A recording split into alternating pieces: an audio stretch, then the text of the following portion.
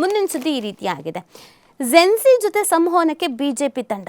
ಯಾರ್ದು ನಿದ್ದೆ ಕೆಡಿಸಿದ್ಯೋ ಈ ಝೆನ್ಸಿಗಳು, ಯಾರ್ದು ನಿದ್ದೆ ಕೆಡಿಸಿದಾರೋ, ಯಾರನ್ನ ಡಿಸ್ಟರ್ಬ್ ಮಾಡಿದಾರೋ ಗೊತ್ತಿಲ್ಲ. ಬಿಜೆಪಿ ಅವರನ್ನು ಸಿಕ್ಕಾಪಟ್ಟೆ ಡಿಸ್ಟರ್ಬ್ ಮಾಡ್ದಂಗೆ ಕಾಣಿಸ್ತಾ ಇದೆ ಝೆನ್ಸಿ. ಸೊ ಅದಕ್ಕೆ ಅವರು ಝೆನ್ಸಿಗಳನ್ನು ತಮ್ಮ ಕಡೆಗೆ ಒಲಿಸ್ಕೊಳ್ಳೋದು ಹೆಂಗೆ, ಅವ್ರುಗಳನ್ನು ಪ್ರೀತಿಯಿಂದ ನೋಡ್ಕೊಳ್ಳೋದು ಹೆಂಗೆ, ಅವ್ರ ಮೈಂಡ್ ಈ ಕಡೆ ತಿರುಗೋ ಹಾಗೆ ವಾಲೋ ಹಾಗೆ ಮಾಡೋದು ಹೆಂಗೆ.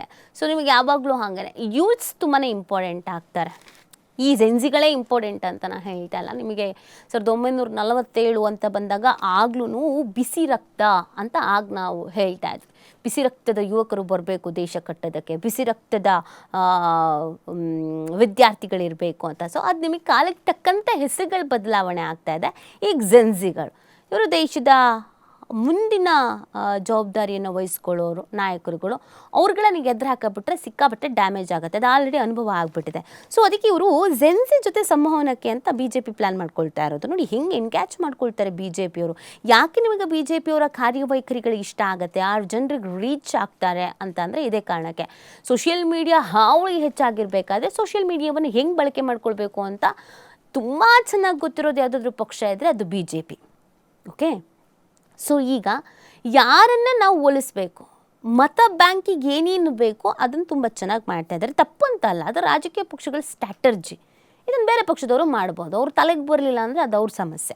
ನೋಡಿ, ಈಗ ಝೆನ್ಸಿ ಮತದಾರರ ಜೊತೆ ಸಂಪರ್ಕ ಸಾಧಿಸುವ ತನ್ನ ಯೋಜನೆಯ ಭಾಗವಾಗಿ ಅದಕ್ಕೆ ಅಂತಲೇ ಪ್ರತ್ಯೇಕ ತಂಡವನ್ನು ಬಿ ಜೆ ಪಿ ರಚಿಸಿದೆ. ಅದಕ್ಕೆ ಅಂತ ಒಂದು ತಂಡನೇ ರಚನೆ ಮಾಡಿಬಿಟ್ರು.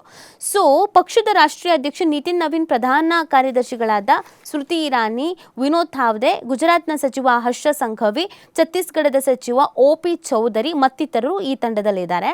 ಝೆನ್ಸಿಗಳ ನಿರೀಕ್ಷೆಗಳು, ಆತಂಕ, ಆಕಾಂಕ್ಷೆಗಳು ಕೇಂದ್ರೀಕರಿಸಿ ಪಕ್ಷವು ಶೀಘ್ರವೇ ಕಾರ್ಯಕ್ರಮವನ್ನು ಹಮ್ಮಿಕೊಳ್ಳುವ ಮತ್ತು ಪಕ್ಷದ ಪ್ರಮುಖರ ಜೊತೆ ಸಂವಾದಕ್ಕೆ ಯುವ ಜನರಿಗೆ ಅವಕಾಶ ನೀಡುವ ನಿರೀಕ್ಷೆಯನ್ನು ಇಟ್ಕೊಳ್ಳಲಾಗಿದೆ ಅನ್ನೋದು ಗೊತ್ತಾಗ್ತಾ ಇದೆ.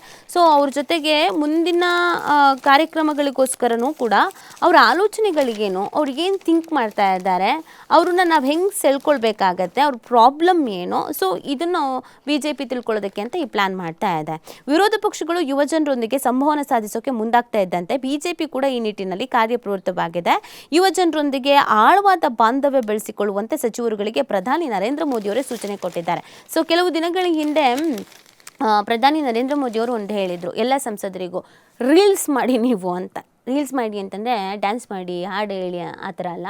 ಸೊ ಯಾವುದಾದ್ರೂ ಒಂದು ಟಾಪಿಕ್ ಬಗ್ಗೆ ಮಾತಾಡಿ ದಿನಕ್ಕೊಂದು ರೀಲ್ಸ್ ಅಪ್ಲೋಡ್ ಮಾಡಿ ಅಂತ. ಯಾಕೆ ಅಂತಂದರೆ ಯೂತ್ಸ್ ನಿಮಗೆ ಕನೆಕ್ಟ್ ಆಗೋದು ಈ ಸೋಷಿಯಲ್ ಮೀಡಿಯಾದಲ್ಲಿ, ಆ ಮುಖಾಂತರವಾಗಿ ನೀವು ಯೂತ್ಸಿಗೆ ಕನೆಕ್ಟ್ ಆಗಿ ಅಂತ. ಸೊ ಹಾಗಾಗಿ ಝೆನ್ಸಿಗಳನ್ನು ಸ್ವಲ್ಪ ಸೀರಿಯಸ್ ಆಗಿ ತೆಗೆದುಕೊಂಡಿದ್ದಾರೆ ಬಿ ಜೆ ಪಿಯವರು ಅಂತ ಇಲ್ಲಿ ಗೊತ್ತಾಗ್ತಿದೆ. ಬಟ್ ಇದು ಎಷ್ಟರ ಮಟ್ಟಿಗೆ ವರ್ಕೌಟ್ ಆಗುತ್ತೆ, ಅವ್ರ ಮನಸ್ಸನ್ನು ಅಷ್ಟು ಈಸಿಯಾಗಿ ಸೆಳ್ಕೊಳ್ಬೋದಾಗಿ ಏನು ಗೆತ್ತಾ ಅನ್ನೋದು ಮುಂದೆ ಎಲೆಕ್ಷನ್ ರಿಸಲ್ಟಲ್ಲಿ ಗೊತ್ತಾಗ್ಬಿಡತ್ತೆ.